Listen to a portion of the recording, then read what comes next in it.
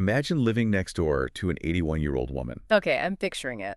But she is, she's 6 feet tall, she's broad-shouldered, and she completely refuses to play the part of the frail, stereotypical old lady. Right, she's not baking cookies and knitting. Well, she does bake apple pies, actually, but she also absolutely loves using ATM machines.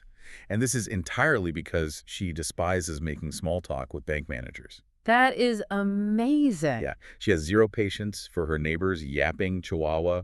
She calls people dipshit to their faces. Oh, wow. She just seems like this fiercely independent, wonderfully grumpy neighbor, right? She sounds like a total character. She is. Yeah. But here's the thing. 66 years ago, at the age of 15, she bludgeoned her father to death. Which is just a massive left turn. It really is. Welcome to your summary, everyone. Today we are jumping into a premise that just completely stops you in your tracks. It's a phenomenal hook, it really is. I mean, we are presented with a character who has been entirely defined by a single violent act for over 6 decades. Exactly. And from that starting point, we were taking a deep dive into the novel Mad Mabel by New York Times bestselling author Sally Hepworth. And she takes this premise, right, and she constructs this incredibly twisty, brilliant psychological thriller. It bounces back and forth between 2 distinct timelines. Right. You have the conservative, pearl-clutching world of 1950s Melbourne, Australia, and then the present day in 2025. And the contrast between those 2 eras is just fascinating. It really is. And our mission for today's deep dive is to completely unpack the life of this woman. Her name is Mabel Waller, but she now goes by the name Elsie Fitzpatrick. Right, she changed her identity. Yeah, because we need to answer the central, chilling question that the book poses. They called it murder, she called it justice. But is she mad, or is she simply a survivor? Which is such a heavy question, you know, because it forces us to look at the actual mechanics of sanity itself. How do you mean? Well, like how much of what society labels as madness is actually just a highly logical, biological response to an utterly insane environment. It really challenges the very framework of how we diagnose trauma. It totally does. Okay, but before we jump into the streets of Melbourne, I want you, the listener, to do a quick thought experiment. Oh, I love these. Just think about your own life for a second. Think about a childhood nickname you had, or maybe a rumor that went around about you in middle school. Usually something deeply unfair. Right? Exactly, something deeply unfair. Now, I want you to imagine if that label, that one cruel whisper, permanently cemented your entire identity in the eyes of every single person around you. That sounds suffocating. Imagine it following you, dictating how people treat you for 66 years. It's just an incomprehensible burden to carry. Keep that heavy, suffocating feeling in mind, because that is the exact gravity of what Mabel Waller is dealing with. And when we first meet her in the present day, you know, in 2025, she has actually done a masterful job of managing that burden, at least on the surface. Yeah, she really has. She has essentially built a psychological and physical fortress for herself. So let's look at this fortress. Okay, so Elsie Fitzpatrick, formerly Mabel, she lives on Kenny Lane. And it's this peculiar cobbled street on the periphery of central Melbourne. Right, it's not some pristine suburb. No, it's a mix of the back doors of restaurants and these single-fronted terrace homes with heavy wrought iron fences.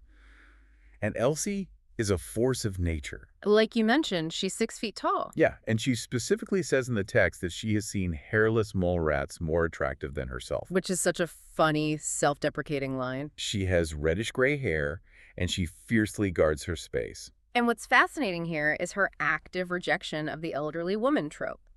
I mean, society tells us that 81-year-olds are supposed to be frail, bird-like creatures. Right, with soft silver hair who just want some company. Exactly, but she refuses to be bird-like unless, as she notes, the bird in question is an ostrich. I love that comparison. And she likes ATMs because she absolutely refuses to spend her precious remaining time talking to a power-tripping branch manager named Barry through a piece of plexiglass. She does not have time for Barry. He really doesn't.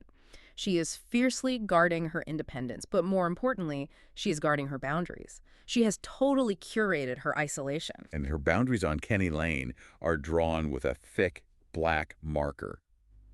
I mean, we have to talk about the eccentric cast of neighbors on this street. Yes, because they don't just provide comic relief. No, they establish the precise nature of Elsie's observant, isolated life.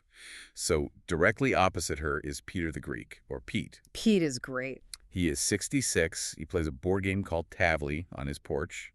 And his main personality trait seems to be his absolute obsession with lining up outside the discount supermarket Aldi for their special buys. So the special buys. Yeah, and he proudly shows Elsie the long-handled hedge trimmers he bought on sale, which is hilarious because his entire courtyard is paved to within an inch of its life. The man does not have a single hedge. Not one hedge. But it's a brilliant comedic detail, right? Yeah. And look at what it represents for Elsie. What do you mean? Well, Pete represents the mundane absurdities of human nature. Elsie observes him from a safe distance. She humors him. She acknowledges his existence. But she keeps her wrought iron gate securely locked. She engages with the world as a spectator, never a participant. Exactly. Then there is Joan at number 3. Joan has a neat gray bob, polished black orthotic footwear, and she is fiercely, terrifyingly litigious. She is a nightmare neighbor. She never actually speaks to anyone out loud, but she constantly slides these passive-aggressive notes under Elsie's door. Complaining about everything. Right, like the porch light being too bright, the rubbish bins being out too long, or Elsie's roses creeping an inch over the fence line. And every single note manages to drop the fact that Joan's nephew is a partner in a major law firm. It is her trump card for literally everything. And Elsie's response to this is just incredible. What does she do? Elsie actually wrote back to one of these legal threat notes saying, "Your nephew sounds marvelous, but I am assuming he's going to be a little young for me. And besides, I am not looking to date at this time." That response is everything you need to know about Elsie's defense mechanisms. Right. She uses a very sharp, combative humor as a shield. When Joan threatens her with legal action, Elsie intentionally misinterprets it as a matchmaking attempt just to completely disarm the threat. It's so clever. She engages with the hostility of the world, but strictly on her own sarcastic terms. It keeps people at arm's length. Exactly. And then next door at number 5, we have Roxanne and Persephone. Persephone. Roxanne is a young, deeply exhausted single mother who has a bit of a revolving door of male visitors. But Persephone, wow. Persephone is a force to be reckoned with. She really is. She's 7 years old. Elsie affectionately, or perhaps accurately, calls her a demon child and an enfant terrible. Which is fair. Persephone's missing so many teeth, she looks like a 16th century beggar. And she just marches into Elsie's house completely uninvited and demands apple pie. Or demands gold coin donations for whatever scheme she is running that week. Yes, Persephone is the one variable Elsie can't quite control. Because children don't adhere to the social contracts of isolation. Persephone doesn't care about the wrought iron gate or the grumpy demeanor. He just barges right in. And we will see later how vital that lack of boundary recognition becomes to Elsie's survival. For sure. And finally, rounding out the Kenny Lane ecosystem, we have old Ishan at number 4. Right. He is 93 years old. Right. He orders endless boxes of vitamins from the internet just to, as Elsie bluntly puts it, turn his piss yellow. She has such a way with words. And he owns Nugget. Nugget is a deranged chihuahua whose high-pitched, equally spaced yaps drive Elsie absolutely insane. Elsie considers Ishan her nemesis. Yeah, she thrives on having a low-stakes enemy. Right, because a low-stakes enemy like Ishan keeps her distracted from the high-stakes enemies of her past. Kenny Lane is this highly structured, perfectly balanced ecosystem of minor annoyances. Elsie even says the only way anyone is going to get her out of this street is in a mahogany box, and an extra long one at that. But then the inciting incident shatters everything. Right. Elsie is just making a cup of Lady Grey tea in her kitchen. She looks down, and she sees a piece of paper sticking out from under her front door. And naturally, she assumes it is just another passive-aggressive note from Joan. Of course. Complaining about the creeping roses or the bins.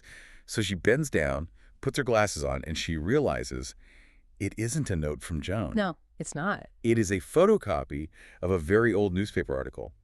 The font is blurred from being copied so many times over the decades, but the headline is clear as day. 15-year-old convicted of murder. It is an absolutely heart-stopping narrative moment. Her reaction isn't just surprise, it is a visceral biological terror. She feels lightheaded, the blood drains from her face. It feels like she might physically faint. Yeah, and she just says out loud to the empty room, someone knows who I am. Okay, let's unpack this, because it is such a brilliant, inciting incident. And I know the cliche is to say it's like pulling a thread on a sweater, but honestly, that doesn't do justice to the sheer panic of this moment. No, a sweater unraveling is way too slow. Right. To really understand the psychology here, we have to look at the clinical concept of a sanctuary. Okay, tell me about that. Well, for trauma survivors, Finding or creating a space where they have absolute uncompromising control over their environment is critical for their baseline survival. That makes sense. But more importantly, they need control over their own narrative.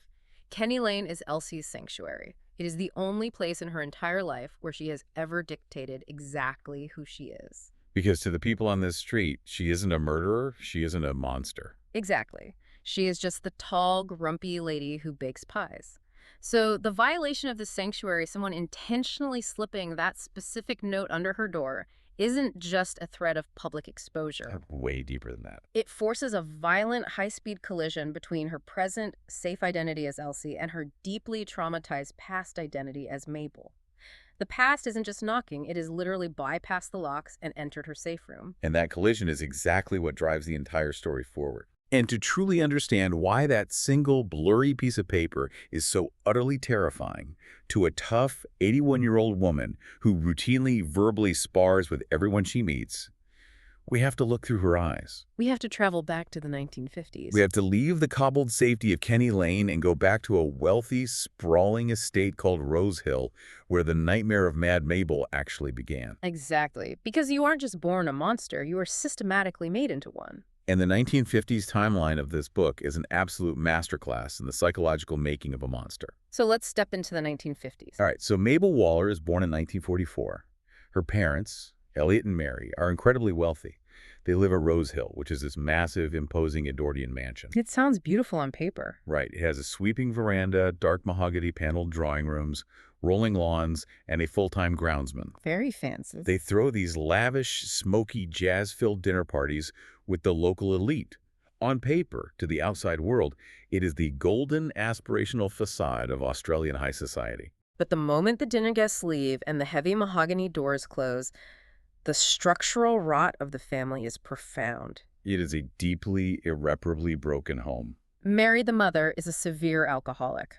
She spends her days trapped in her own despair, just sitting at her dressing table, surrounded by her expensive Lancôme lipsticks and Yardley powder compacts. Just drinking, poured, and chain-smoking. Yeah, and the text describes her crying so loudly and so persistently that the whole house seems to pulse with it. Which is such a haunting description. At one point, the despair boils over, and she puts her bare fist clean through her bedroom mirror. Oh my God. And Mabel, who is just a child, watches the blood run down her mother's wrist, and she specifically notes that the blood is the exact same color as the red shade of Tangy lipstick on the vanity. Wow. Which is such a striking, heartbreaking image of childhood trauma.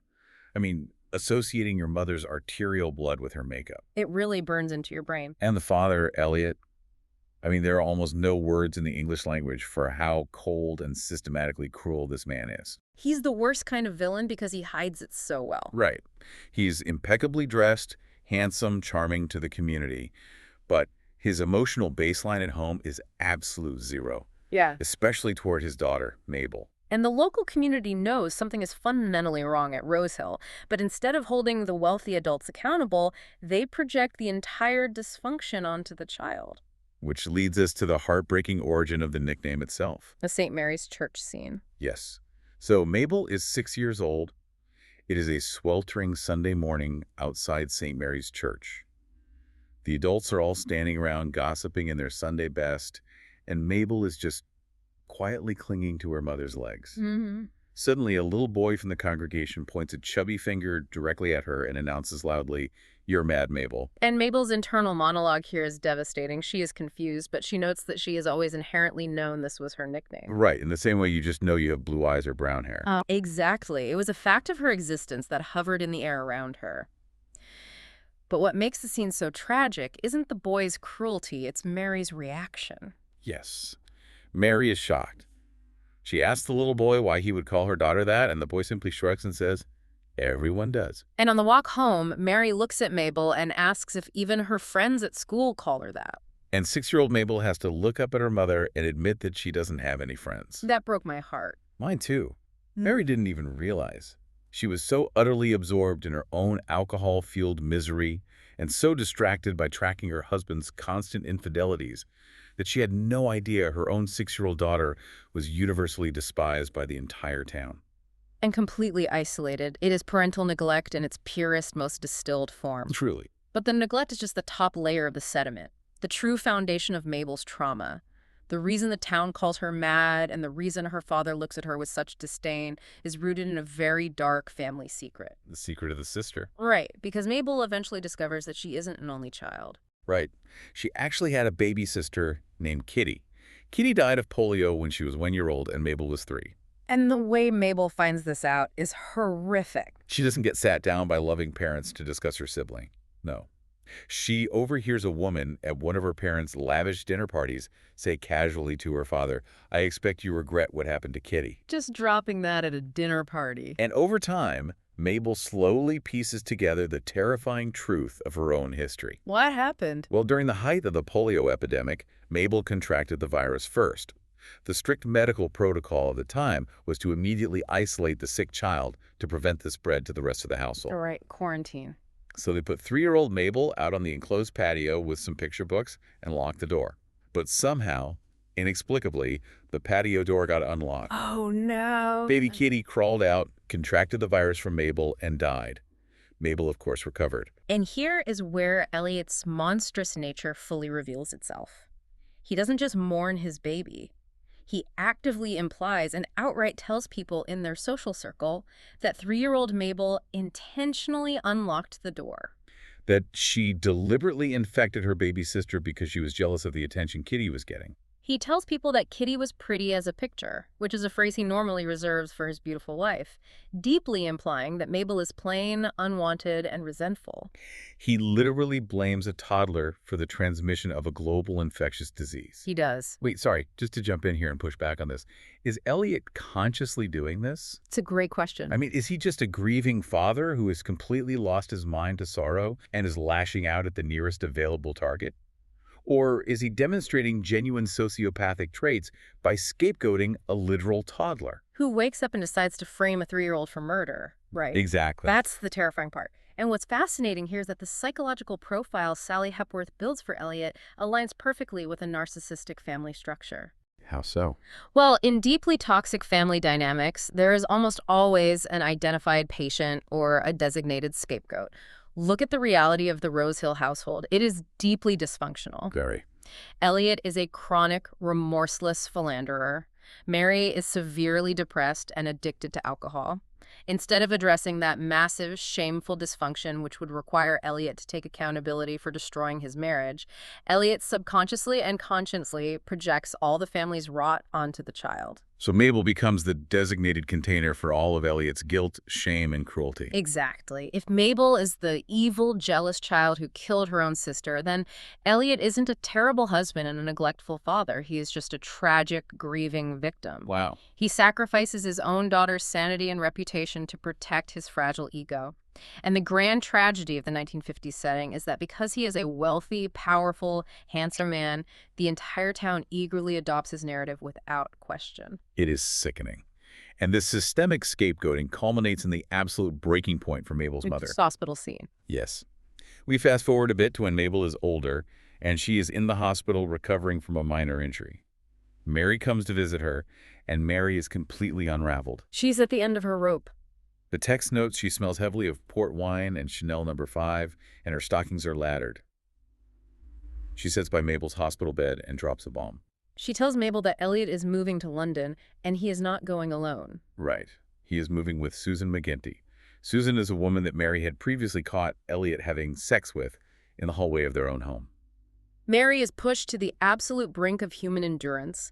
Her husband's blatant cruelty has finally broken her. It's just too much. She looks at Mabel with these wild, cornered eyes and asks, "What is the matter with you?" Which is so unfair. In her final moments of life, Mary is projecting the town's judgment onto her own child.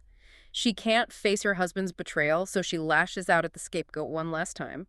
And then, without another word, she strides over to the hospital balcony, climbs the railing, and throws herself off. Right in front of her daughter.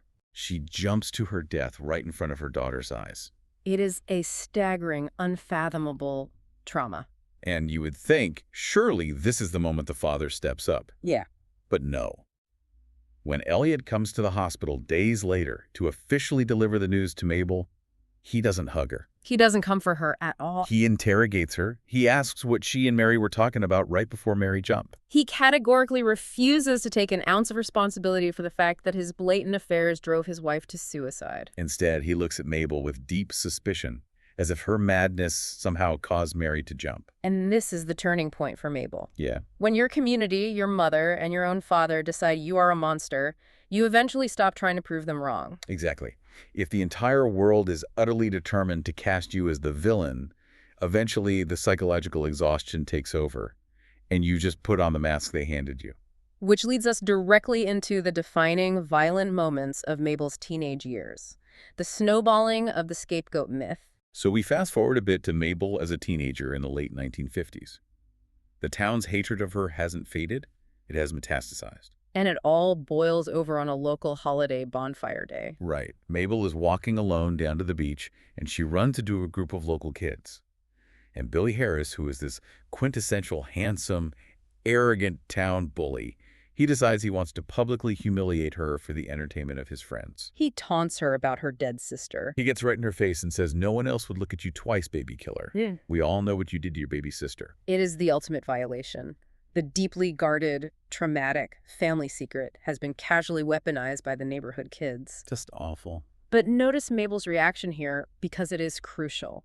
She doesn't cry, she doesn't cower or run away. She feels a primal physical rage swelling beneath her skin. She realizes, standing there on the beach, with her fists clenched so hard her nails dig into her palms, and the genuine desire to kill him rising in her chest, that this is the exact moment she actually earns the name Mad Mabel. The years of suppressed trauma have finally transmuted into white-hot rage.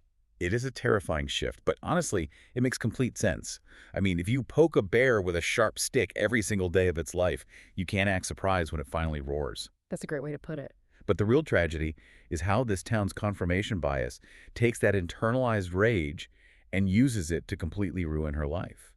And this centers around the pivotal murder of Mr. Lucas. Let's walk through the Mr. Lucas incident meticulously, because it is the absolute anchor of her public infamy and the reason for the newspaper clipping in 2025. Okay, so Mr. Lucas is her high school history teacher.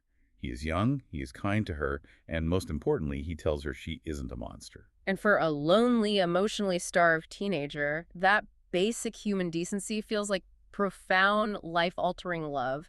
She develops an intense, innocent, consuming crush on him. She literally thinks he's her Gilbert Blythe from Anne of Green Gables. She thinks he sees the real her. But then she makes the mistake of visiting his house one evening to see him, and her entire fragile world shatters. She knocks on the door, and a woman answers. She discovers he is engaged. And worse, his fiancée cruelly informs Mabel that Lucas only had to move to this small town because he had a highly inappropriate relationship with an older student at his last school. A girl named Tessa. The fiancé actually looks Mabel up and down and says, if he went for someone like you, he isn't picky. I guess it's an illness, a fetish. It is devastating on multiple levels. Mabel realizes she isn't special to him at all. She was just a potential target for a predator.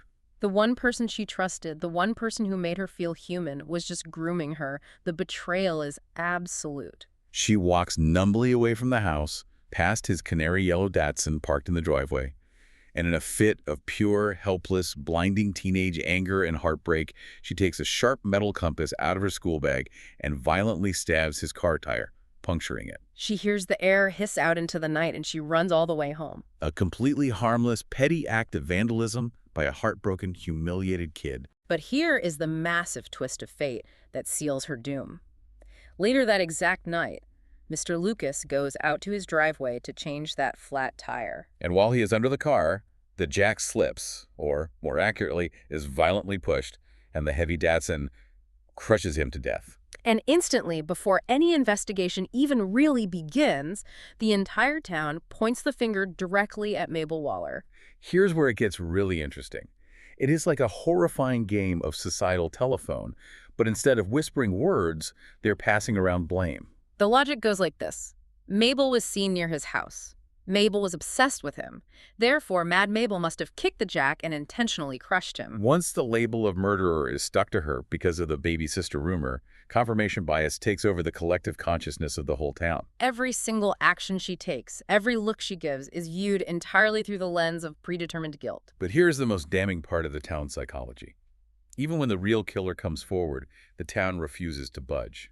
Tessa, the former student that Lucas preyed upon at his last school, she actually walks into the police station and gives a full, detailed confession. She admits she followed him, she saw a flat tire, and she kicked the jack in a moment of revenge. She confesses. But the town completely ignores the confession. How does that even happen? How does a town look at a confessed killer and say, no, we prefer the teenager? Let's look at how confirmation bias actually works in a closed community. It perfectly illustrates the danger of mob mentality and the sociological function of the scapegoat. Okay, lay it on me. People prefer the myth of the evil child over the messy, complex reality of the actual culprit. But why? Because the myth serves a vital purpose for the community. It gives them a common enemy. It bonds the normal people together. Oh, I see. As long as they're all pointing their pitchforks at Mad Mabel on the hill, they don't have to look at their own infidelities, their own abusive marriages, or their own town's systemic moral failings. That is so dark. It is classic cognitive dissonance. Accepting Tessa's confession would mean admitting they tortured and ostracized an innocent child for a decade. It is psychologically easier for a mob to maintain a monster than to face their own overwhelming guilt. And even her own father, Elliot, actively campaigns for her downfall. He fuels the rumors that Mabel is so diabolical that she must have manipulated Tessa into giving a false confession. With the entire town against her, the police eyeing her, and her own father actively trying to destroy her life and send her to prison, Mabel is completely drowning. She has no air left. She desperately needs a lifeline, and she finds it in the women around her, specifically her bosom friend. Which brings us to arguably the most stunning, jaw-dropping revelation in the entire book. We have to talk about Daphne. Daphne is the emotional core of Mabel's life. Without Daphne, there is no Mabel. Let's trace Daphne's presence in the narrative. In childhood, she is this delightfully quirky British girl who arrives at kindergarten. She immediately calls Mabel Maybelline. She says things like balderdash and course as I will. Right. She eats buttered bread with thick black Marmite. She is entirely fearless. When the other kids bully Mabel, Daphne marches right up to them and tells them to saw it off. She is the fierce protector Mabel never had.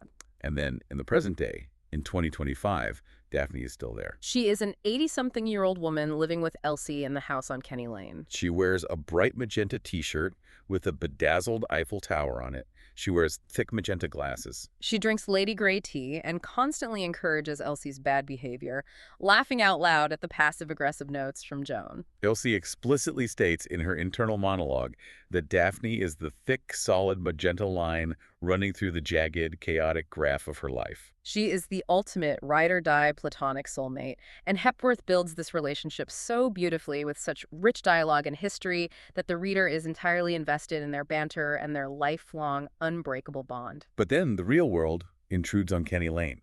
Two young journalists arrive at Elsie's door. Libby and Adim. Yeah, they are investigative podcasters making a true crime documentary about the infamous Mad Mabel case. And this scene is hilarious at first. There is this great generational clash where Adim politely asks for green tea and Libby perfectly handles Elsie's gruff, defensive posturing. But then they sit down at Elsie's kitchen table, they pull out their iPads, and they drop a nuclear bomb on the narrative. They reveal the truth they uncovered from the sealed 1959 court records. They gently, carefully point out to Elsie that while there was indeed a real little girl named Daphne Barton in her kindergarten class, that child moved back to England after a few months and never returned to Australia. Daphne isn't real. She hasn't been real since kindergarten. She is a psychological manifestation. During the trial for her father's murder, which we will get to, Mabel was extensively evaluated by a court-appointed psychiatric expert. And she was diagnosed with multiple personality disorder, which is what we now know clinically as dissociative identity disorder, or DZI. Daphne was created entirely by Mabel's fractured mind to protect her. My jaw literally hit the floor when I read this twist. I mean, I had to go back and reread chapters. It's executed so well. How does a child's brain literally invent a best friend so vividly with such specific, idiosyncratic quirks and outfits that she ages alongside her into her 80s? She's sitting at the table with them. She's drinking Lady Grey tea. If we connect this to the bigger picture of trauma neurobiology and human resilience, it is absolutely awe-inspiring. Think of the human brain like a massive electrical grid for a major city. Okay, I'm with you. When a child is subjected to profound, inescapable chronic abuse and isolation, when she is starved of all affection, blamed for the death of her sister, hated by her father, and hunted by her town, it is the equivalent of a massive catastrophic power surge hitting the grid. So it overloads. To prevent the entire city from burning to the ground, the system is designed to trip a breaker. It intentionally isolates the surge into one localized area. And Daphne was the breaker. Exactly. Mabel's reality was unsurvivable, so her mind intentionally fractured, and it built a protector on a separate circuit. Daphne held the courage that Mabel couldn't access. Daphne held the joy, the inappropriate humor, the ability to push back against the bullies. Daphne wasn't a sign of madness in the traditional pejorative sense. She was a highly adaptive, brilliant biological coping strategy for a child who was suffocating. That ties back perfectly to a quote Elsie gives early in the book, long before the twist is revealed. Yeah. She says, "Friends are like oxygen." Yes. She notes that if you've always had air, if you've always breathed easily, you don't credit it for your existence, you take it for granted.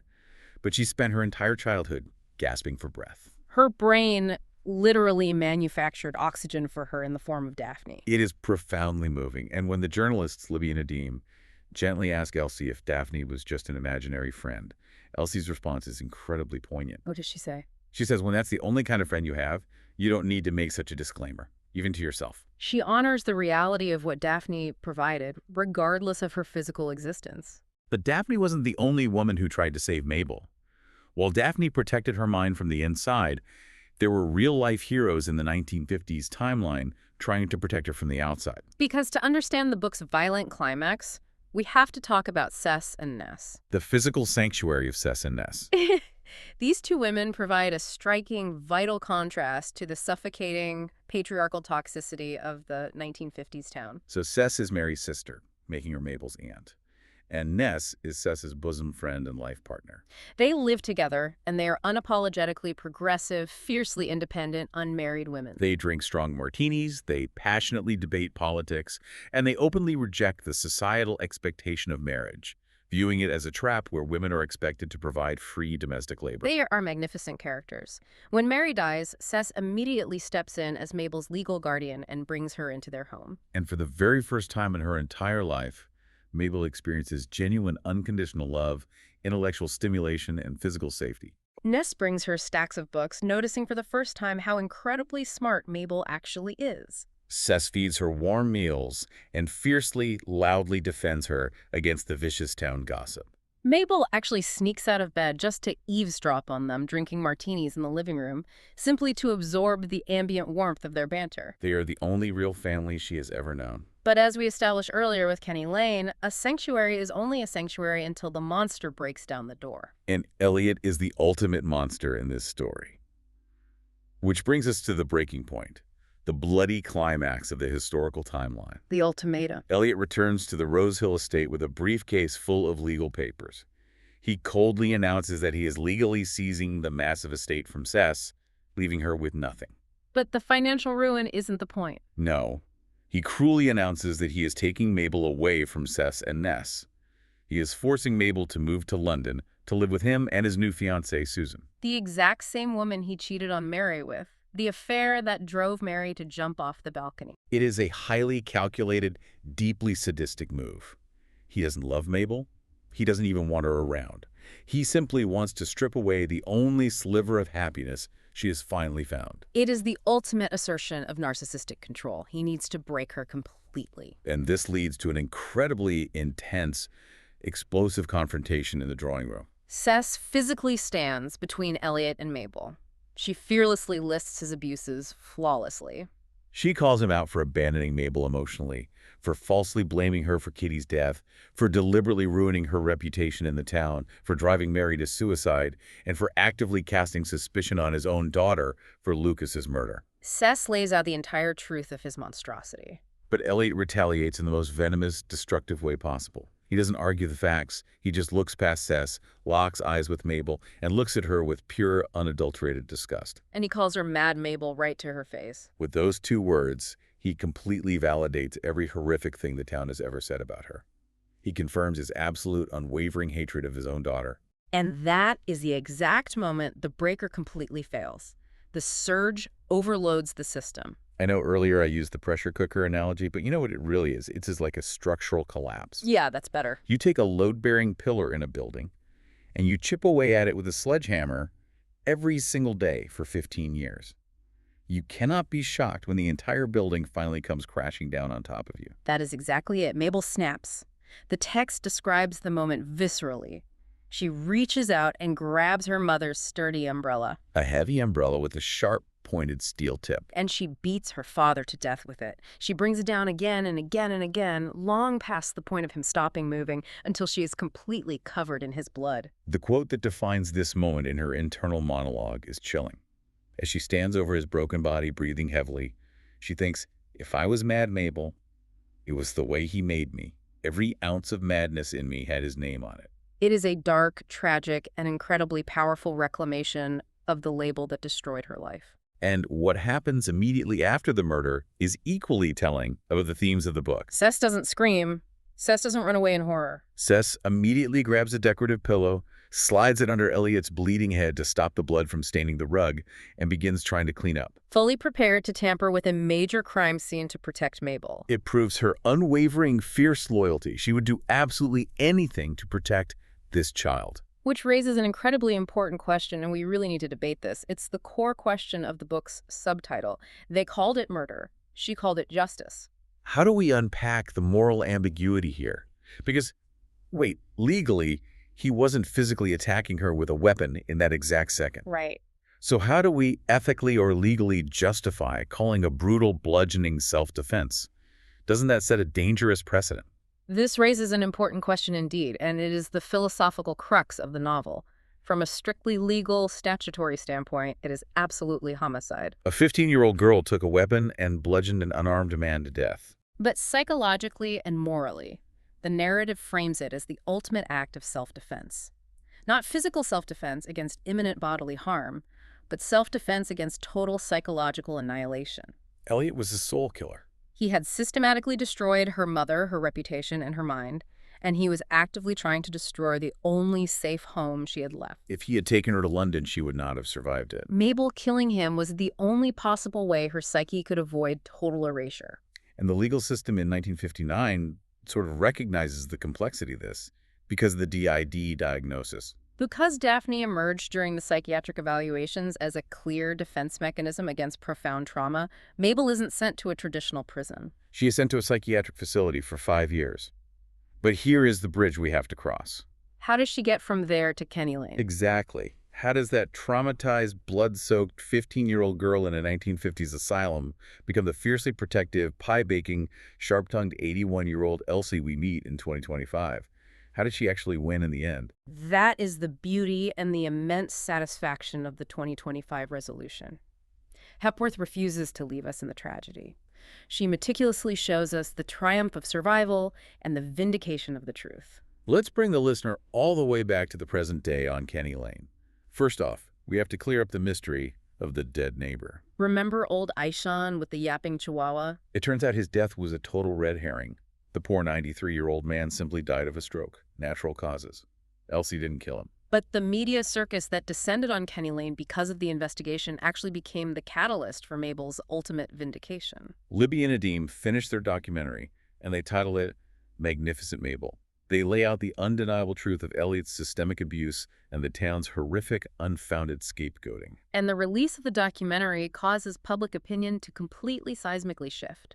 The entire country realizes what they did to an innocent child. The vindication is so complete that someone in the town even hires a skywriter to fly a massive banner over Kenny Lane that simply says, "Forgive us, Mabel." 66 years after she was branded a monster, she finally publicly gets the apology she always deserved. It is a beautiful moment. But the final twist regarding the Rose Hill estate is just the absolute cherry on top of this story. We have to talk about the forfeiture rule. Because this blew my mind. Throughout the book, you assume that because Mabel legally killed her father, the previous owner of the massive $20 million Rose Hill property, she couldn't inherit it. Yes, let's look at the legal mechanics of the forfeiture rule, also known as the Slayer rule. It is a very real, deeply entrenched, common law doctrine. How does it work? The fundamental public policy behind it is that a person should never be allowed to profit from their own crime. If you murder someone, you forfeit your right to inherit from their estate, even if you are the sole legal heir in the will. So legally, Mabel was completely disinherited the moment she struck Elliot with the umbrella. So you read that and think, well, the bad guy won the money at least. Elliot's cruelty outlived him. However, the documentary drops one final massive secret. While Mabel was locked away in the psychiatric facility for those 5 years, she actually had a biological son. She had gotten pregnant just before the murder. Because she was institutionalized, she had to give the baby up for adoption, and he was adopted by Ness. It is a stunning, emotionally resonant full circle moment. It really is. Ness and her Greek husband adopted the boy.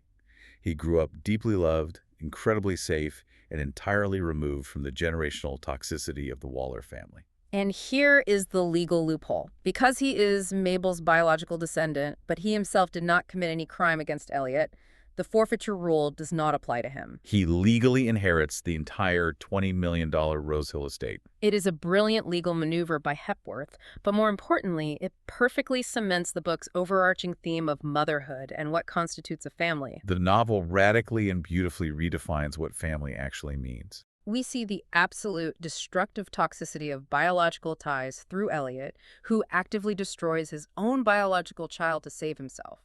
And we contrast that starkly with the fierce life-saving power of chosen family. Cess and Ness taking Mabel in when her parents failed her. Daphne being literally conjured out of thin air by Mabel's own mind to save her from total isolation. And even in 2025, we see it with Elsie and the neighbors. Elsie eventually lets the neighbor girl, Persephone, demand her apple pie because Persephone looks at her and says, "I'm not letting you move. Who will be my grandma?" Elsie realizes in that moment that being a grandmother, being family, has absolutely nothing to do with biology. It is entirely about choosing to protect and love the child standing right in front of you. So if we synthesize this entire incredible journey, Sally Hepworth has essentially disguised a profound, enduring love story about platonic female friendship inside the shell of a bloody, fast-paced murder thriller. It highlights the undeniable truth that true friends, whether they are real flesh and blood like Cess and Ness, brilliantly imaginary constructs like Daphne, or found in a missing-tooth 7-year-old neighbor, are the ultimate armor against a deeply hostile world. They are the psychological oxygen that allows us to survive the madness imposed upon us by others. Wow. What incredible sprawling journey. To trace this life from a scapegoated toddler, unfairly blamed for a tragedy, to a teenager pushed to the absolute brink of violence by a sociopathic father, to a triumphant, pie-baking octogenarian who outlived all her monsters and entirely reclaimed her own narrative. It is just unforgettable. She survived the absolute worst of humanity by fiercely holding on to the best parts of it, even when she literally had to invent those parts herself just to keep breathing. So as we wrap up this deep dive, I want to leave you, the listener, with a question to really mull over today. We talked at the very beginning about the labels placed on you in childhood. Mabel Waller was handed the devastating label Mad Mabel, and it nearly destroyed her life until she violently and tragically redefined it. It makes you wonder, how much of what society casually calls madness or dysfunction in people is actually just a desperate, highly logical reaction to the toxic environment they are forced to survive in? It completely reframes how we judge the people around us. It asks us to look past the label and look at the environment that necessitated the behavior. It really does. And I want to leave you with one final lingering thought. If our identities are so heavily, deeply shaped by the names and labels others force upon us, just as Mabel became Mad Mabel to her very core, who would you be if you woke up tomorrow and had to completely rename and reinvent yourself? What hidden imaginary parts of yourself, what protectors you've built in the dark, might you finally have the courage to bring into the real world? A powerful question. Sometimes the parts of us we keep hidden away are the very things that could save us. Thank you so much for joining us for this deep dive. Keep questioning the labels, keep finding your oxygen, and we will see you next time on Your Summary.